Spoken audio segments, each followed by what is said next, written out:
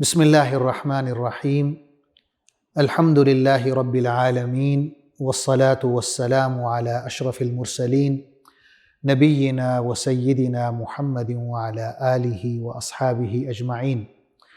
ناظرین السلام علیکم۔ سیرت النبی صلی اللہ علیہ وسلم کے حوالے سے ہماری گفتگو جاری ہے اور آج اس سلسلے کا 39واں پروگرام ہے۔ پچھلے پروگرام میں عرض کر رہا تھا کہ حضور صلی اللہ علیہ وسلم نے صلح حدیبیہ کے بعد اس وقت کے جو مشہور حکمران تھے، بادشاہ تھے، انہیں خطوط لکھے۔ نجاشی کو خط لکھا جو حبشہ کا بادشاہ تھا، مقوقس کو خط لکھا جو مصر کا بادشاہ تھا، کسریٰ کو خط لکھا جو ایران کا بادشاہ تھا۔ اور آج کے پروگرام میں ذکر کروں گا کہ حضور اکرم صلی اللہ علیہ وسلم نے قیصر روم کو خط لکھا۔ روم کے جو بادشاہ تھے انہیں قیصر کہا جاتا تھا، اور اس قیصر کا نام عربی میں ہرقل آیا ہے، اور انگلش یا اردو میں ہم اسے ہرکلیس کہتے ہیں۔ تو اس خط کے لیے آپ صلی اللہ علیہ وسلم نے اپنے صحابی حضرت دحیہ بن خلیفہ کلبی کو منتخب فرمایا۔ امام بخاری رحمۃ اللہ علیہ ایک طویل حدیث میں اس خط کا متن اور پھر جب خط موصول ہوا بادشاہ کو تو کیا رد عمل تھا اس کا تفصیلی ذکر کرتے ہیں۔ خط کا متن جو ہے وہ یوں ہے: بسم اللہ الرحمن الرحیم، اللہ کے بندے اور رسول محمد کی طرف سے روم کے بادشاہ ہرقل کی طرف یا ہرکلیس کی طرف سلام ہو اس پر جو ہدایت کی پیروی کرے، مسلمان ہو جاؤ سلامتی میں رہو گے، اور اللہ تمہیں دوہرا اجر دے گا، اور اگر تم انکار کرتے ہو تو تمام رعایا کا گناہ بھی تمہارے حصے میں آئے گا۔ پھر آپ صلی اللہ علیہ وسلم نے ایک آیت لکھوائی: یا اہل الکتاب تعالوا الی کلمۃ سواء بیننا وبینکم الا نعبد الا اللہ ولا نشرک به شیئا ولا يتخذ بعضنا بعضا اربابا من دون اللہ فإن تولوا فقولوا اشہدوا بأننا مسلمون، جس کا ترجمہ ہے کہ اے اہل کتاب، آؤ ایک ایسی بات کی طرف جو ہمارے اور تمہارے درمیان یکساں ہے، یہ کہ ہم اللہ کے سوا کسی کی بندگی نہ کریں، اس کے ساتھ کسی کو شریک نہ ٹھہرائیں، اور ہم میں سے کوئی اللہ کے سوا کسی کو اپنا رب نہ بنائے۔ اس دعوت کو قبول کرنے سے اگر وہ منہ موڑیں تو صاف کہہ دو کہ گواہ رہو کہ ہم صرف خدا کی بندگی اور اطاعت کرنے والے یعنی مسلمان ہیں۔ بخاری شریف کی روایت کے مطابق جب یہ خط قیصر روم تک پہنچتا ہے تو اس وقت وہ فلسطین میں بیت المقدس میں ہوتا ہے۔ ہوا یوں کہ روم کو تازہ فتح ہوئی تھی ایران پر، تو اس فتح کا شکرانہ ادا کرنے کے لیے وہ بیت المقدس میں آیا ہوا ہوتا ہے، تو وہیں پہ اسے یہ خط پہنچایا جاتا ہے۔ اس وقت جو ملک شام ہے وہ بہت بڑا ایریا شمار ہوتا تھا، اس میں آج کل کے موجودہ فلسطین، اردن، شام، لبنان، یہ سارے ممالک شام کے علاقے میں شامل شمار ہوتے تھے۔ تو بخاری شریف میں جیسے آیا ہے کہ حضرت عبداللہ بن عباس رضی اللہ عنہ روایت کرتے ہیں، فرماتے ہیں کہ مجھ سے ابو سفیان رضی اللہ عنہ نے یوں فرمایا کہ جب حضور اکرم صلی اللہ علیہ وسلم کا خط ملک شام پہنچا قیصر کے پاس، تو اس وقت میں بھی قریش کا ایک تجارتی قافلہ لے کر وہیں پر موجود تھا۔ ہم وہاں پہ تھے کہ ہمیں قیصر روم کی طرف سے بلاوا آیا، اور اس کے کارندے فوجی ہمیں لے کر بادشاہ کے دربار میں پہنچ گئے۔ وہاں ہم گئے تو بادشاہ نے پوچھا کہ تم میں سے کون ہے جو رشتہ داری میں، نسب میں عرب کے اس شخص کے سے سب سے زیادہ قریب ہے جو یہ دعویٰ کرتا ہے کہ وہ اللہ کا نبی ہے؟ ابو سفیان کہتے ہیں کہ میں نے کہا کہ میں ہوں۔ تو بادشاہ نے ہم سب کو آگے بلایا، مجھے آگے کھڑا کیا، میرے ساتھیوں کو جو میرے ساتھ قافلے میں آئے تھے انہیں پیچھے کھڑا کیا، اور میرے ساتھیوں سے بادشاہ نے کہا کہ یہ جو شخص ہے یعنی ابو سفیان، اس کے بارے میں میں اس شخص کے بارے میں سوالات پوچھوں گا جس نے نبوت کا دعویٰ کیا ہے، اور اگر یہ شخص یعنی ابو سفیان غلط بیانی کرے تو تم سب اسے ٹوک دینا اور جھٹلا دینا۔ ابو سفیان کہتے ہیں کہ اگر مجھے یہ ڈر نہ ہوتا کہ میرے اپنے ساتھی جو ہیں مجھے جھٹلا دیں گے تو میں یقیناً ضرور بضرور حضور صلی اللہ علیہ وسلم پر جھوٹ بولتا، کیونکہ اس وقت ابھی وہ مسلمان نہیں ہوئے تھے، بلکہ صلح حدیبیہ کے بعد امن کا معاہدہ ہو چکا تھا، تو اس معاہدے کے تحت وہ تجارت کے لیے نکلے ہوئے تھے۔ تو ابو سفیان فرماتے ہیں کہ بادشاہ نے جو سب سے پہلا سوال مجھ سے کیا وہ یہ کیا کہ یہ شخص یعنی محمد صلی اللہ علیہ وسلم حسب نسب میں تمہارے درمیان کیسے ہیں؟ تو ابو سفیان کہتے ہیں کہ میں نے کہا کہ وہ ہم میں سب سے اونچے خاندان سے تعلق رکھتے ہیں۔ بادشاہ نے پھر پوچھا کہ کیا ایسا ہوا ہے کہ اس سے پہلے کسی شخص نے نبوت کا دعویٰ کیا ہو؟ ابو سفیان کہتے ہیں کہ میں نے نفی میں جواب دیا کہ ایسا نہیں ہوا کہ آپ سے پہلے کسی نے کوئی ایسا دعویٰ کیا ہو نبوت کا۔ بادشاہ نے یہ پوچھا تیسرا سوال کہ کیا اس شخص کے آباء و اجداد میں کوئی بادشاہ گزرا ہے؟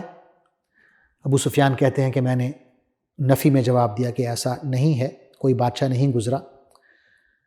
پھر چوتھا سوال اس نے یہ کیا کہ کیا اس شخص کے پیروکار بڑھ رہے ہیں یا گھٹ رہے ہیں؟ ابو سفیان کہتے ہیں کہ میں نے جواب دیا کہ ان کے پیروکار جو ہیں وہ تو مسلسل بڑھ رہے ہیں۔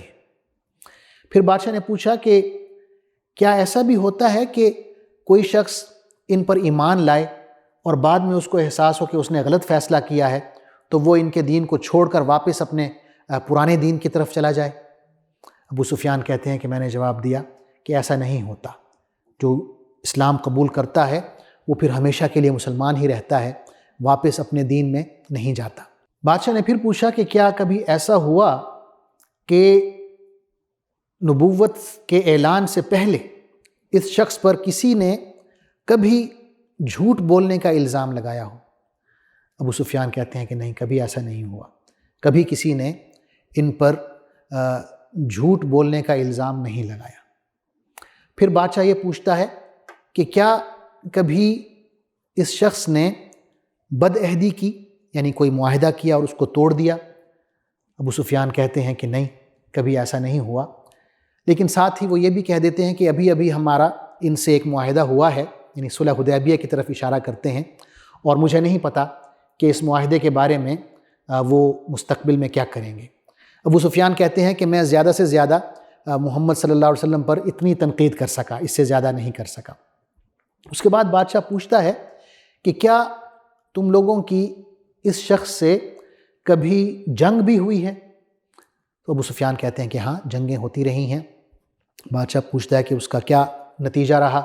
تو ابو سفیان کہتے ہیں کہ کبھی ہمیں کامیابی ہوتی تھی، کبھی انہیں کامیابی ہوتی تھی، تو اس طرح کبھی ہم ان کے بندے قتل کر دیتے تھے، کبھی وہ ہمارے بندے قتل کر دیتے تھے۔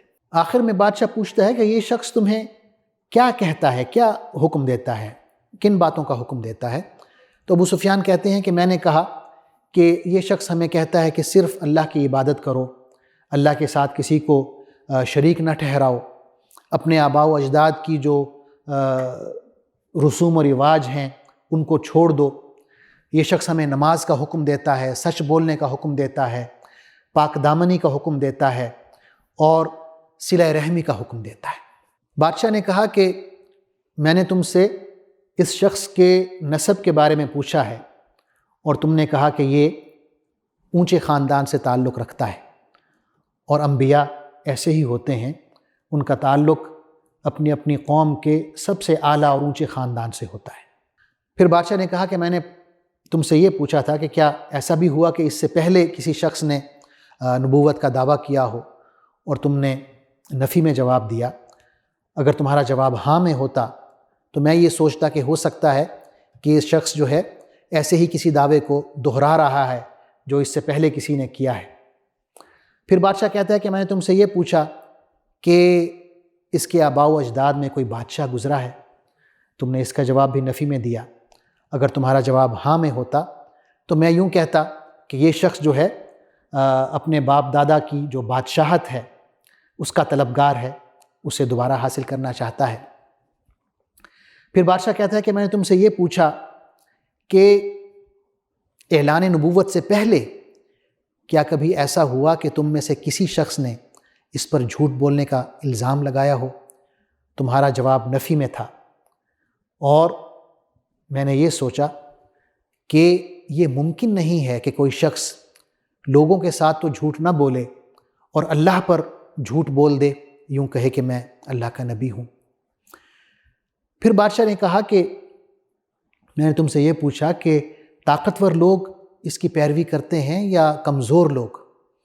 اور تم نے یہ کہا کہ معاشرے کے جو کمزور لوگ ہیں وہ اس شخص کی پیروی کرتے ہیں، اور انبیاء کا یہی حال ہوتا ہے، معاشرے کے جو کمزور لوگ ہوتے ہیں وہی رسولوں کی پیروی کرتے ہیں، اتباع کرتے ہیں۔ پھر بادشاہ نے کہا کہ میں نے تم سے یہ پوچھا کہ ان کے جو پیروکار ہیں ان کی تعداد بڑھتی ہے یا گھٹتی ہے؟ اور تم نے یہ کہا کہ ان کی تعداد جو ہے بڑھتی ہے، اور یہی ایمان کا حال ہے کہ بڑھتا رہتا ہے جب تک مکمل نہ ہو جائے۔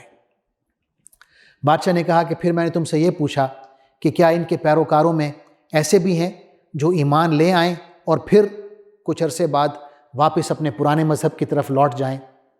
تمہارا جواب نفی میں تھا، اور میں نے اسی بات کا مجھے یقین ہوا کہ ایمان ایک دفعہ دل میں آ جائے تو نکلتا نہیں ہے، وہ دل میں جگہ پکڑ لیتا ہے۔ پھر بادشاہ نے کہا کہ میں نے تم سے یہ پوچھا کہ کیا یہ شخص بد عہدی کرتا ہے، معاہدہ کر کے توڑتا ہے؟ تم نے نفی میں جواب دیا، اور رسولوں کی بھی یہی شان ہوتی ہے کہ وہ بد عہدی نہیں کرتے۔ پھر بادشاہ نے کہا کہ میں نے تم سے یہ پوچھا کہ یہ شخص تمہیں کس چیز کا حکم دیتا ہے، کن باتوں کا حکم دیتا ہے؟ تم نے کہا کہ یہ ہمیں حکم دیتا ہے کہ ہم صرف اللہ کی عبادت کریں، شرک نہ کریں، بت پرستی نہ کریں۔ یہ ہمیں حکم دیتا ہے کہ ہم نماز پڑھیں، سچ بولیں، پاک دامنی کی عفت والی زندگی گزاریں۔ اگر جو کچھ تم کہہ رہے ہو وہ سچ ہے تو میں قسم کھاتا ہوں کہ میں جس جگہ پہ کھڑا ہوں یہ شخص اس زمین پر بھی قابض ہو جائے گا۔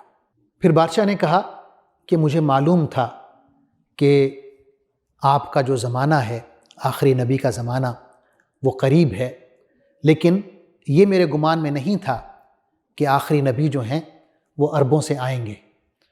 اگر میرے بس میں ہوتا کہ میں آپ کی خدمت میں حاضر ہوں تو میں ضرور جاتا، اور اگر یہ میرے نصیب میں ہوتا کہ میں ان سے ملاقات کر سکوں تو میں آپ کے پاؤں دھوتا اور آپ کی خدمت کرتا۔ اس کے بعد بادشاہ نے حضور صلی اللہ علیہ وسلم کا خط دوبارہ منگوایا اور تمام درباریوں کے سامنے اونچی آواز میں پڑھ کے سنایا۔ جب خط مکمل ہوا تو ایک شور و غل پیدا ہوا، اور جب شور شرابہ زیادہ ہو گیا تو ابو سفیان رضی اللہ عنہ اور ان کے ساتھیوں کو دربار سے باہر نکال دیا گیا۔ باہر آ کے ابو سفیان کہتے ہیں کہ میں نے اپنے ساتھیوں سے کہا کہ محمد کی شان تو بہت بڑھ گئی ہے، اب روم کا بادشاہ بھی ان سے ڈرنے لگا ہے۔ ابو سفیان کہتے ہیں کہ اس وقت مجھے یقین ہو گیا کہ محمد صلی اللہ علیہ وسلم کا دین غالب آ کر رہے گا، اور اس وقت سے اسلام آہستہ آہستہ میرے دل میں داخل ہونا شروع ہو گیا۔ تو ناظرین، یہ قیصر روم کی طرف خط کے حوالے سے تفصیلات تھیں۔ اس کے بعد جو آپ صلی اللہ علیہ وسلم نے خط بھیجا ہے وہ بحرین کے بادشاہ کی طرف بھیجا ہے۔ بحرین کا بادشاہ منذر بن ساوہ، اس خط کے لیے آپ صلی اللہ علیہ وسلم نے حضرت علا بن حضرمی کو منتخب کیا۔ بحرین کا بادشاہ مسلمان ہو جاتا ہے، اور اس کے اسلام لانے سے بحرین کی ایک کثیر آبادی جو ہے وہ بھی مسلمان ہو جاتی ہے۔ کچھ آتش پرست اور یہودی اپنے دین پر قائم رہتے ہیں جن پر جزیہ بطور ٹیکس کے لاگو کیا جاتا ہے۔ اسی طرح حضور صلی اللہ علیہ وسلم نے عمان کے بادشاہ کو خط لکھا۔ عمان، جس کا موجودہ دارالحکومت مسقط ہے، اس وقت عمان پر دو بھائیوں کی حکومت تھی، ایک کا نام جعفر ہے اور ایک کا نام عبد ہے۔ اور اس خط کو آپ صلی اللہ علیہ وسلم نے اپنے صحابی حضرت عمرو بن عاص رضی اللہ عنہ کے حوالے کیا اور انہیں بطور ایلچی کے عمان بھیجا۔ حضرت عمرو بن عاص رضی اللہ عنہ اپنا قصہ سناتے ہیں کہ آپ کئی دن تک ان دونوں بھائیوں کو دین کی دعوت دیتے رہے، یہاں تک کہ اللہ تعالیٰ نے ان کے دل میں دین کی جو حقانیت تھی اسے ثابت کیا اور اس کی حقانیت کے قائل ہو گئے اور مسلمان ہو گئے، اور عمان جو ہے اس میں بھی اسلام داخل ہوا۔ اس کے بعد کچھ قبائل بھی ہیں جن کی طرف آپ صلی اللہ علیہ وسلم نے خطوط بھیجے۔ ان میں ایک یمامہ کا سردار ہے حوزہ بن علی، اس نے خط جو ہے وہ دیکھا اور اسلام لانے سے انکار کیا۔ دوسرا خط جو ہے دمشق کا حاکم ہے حارث بن ابی شمر غسانی، اس کی طرف بھی خط بھیجا گیا، اسلام کی دعوت دی گئی، اور اس نے بھی نہ صرف یہ کہ اسلام قبول کرنے سے انکار کیا بلکہ بدتمیزی بھی کی۔ یہ جو خطوط حضور اکرم صلی اللہ علیہ وسلم نے بھیجے، اس سے عالمی سطح پر اسلام متعارف ہوا، اسلام کی دعوت پہنچی۔ کسی نے اسلام کی دعوت پر لبیک کہا، کسی نے انکار کیا، لیکن ان خطوط کے ذریعے حضور اکرم صلی اللہ علیہ وسلم کے بارے میں اور دین اسلام کے بارے میں اس وقت کی جو مہذب دنیا تھی اس میں ایک گفتگو کا سلسلہ شروع ہو گیا۔ ناظرین، صلح حدیبیہ جو تھی وہ قریش کے ساتھ تھی، لیکن اس کے علاوہ بھی بہت سے دشمن قبائل موجود تھے، بڑے بڑے قبائل ہیں جن میں ایک غطفان ہے، فزارہ ہے اور نجدی قبائل ہیں، اور دوسری طرف یہودی ہیں جو خیبر میں جا کے اکٹھے ہو گئے تھے، یہ بھی ایک بہت بڑے دشمن تھے۔ تو قریش کی طرف سے امن ہوا، لیکن جو حضور اکرم صلی اللہ علیہ وسلم کی عسکری سرگرمیاں تھیں وہ ختم نہیں ہوئیں، گو کہ ایک وقت مل گیا تھا دعوت کے لیے، کیونکہ جو سب سے بڑا دشمن تھا قریش، اس سے امن کا معاہدہ ہو چکا تھا۔ لیکن آپ صلی اللہ علیہ وسلم نے اب یہ جو دوسرے دشمن تھے یہودیوں کی شکل میں یا عرب قبائل کی شکل میں، ان کی طرف توجہ دی۔ اس کے بعد جو سب سے اہم غزوہ ہے وہ غزوہ خیبر ہے، اس پر انشاءاللہ میں اگلے پروگرام میں گفتگو کروں گا۔ تب تک کے لیے اجازت دیجیے، اللہ حافظ، والسلام علیکم ورحمۃ اللہ وبرکاتہ۔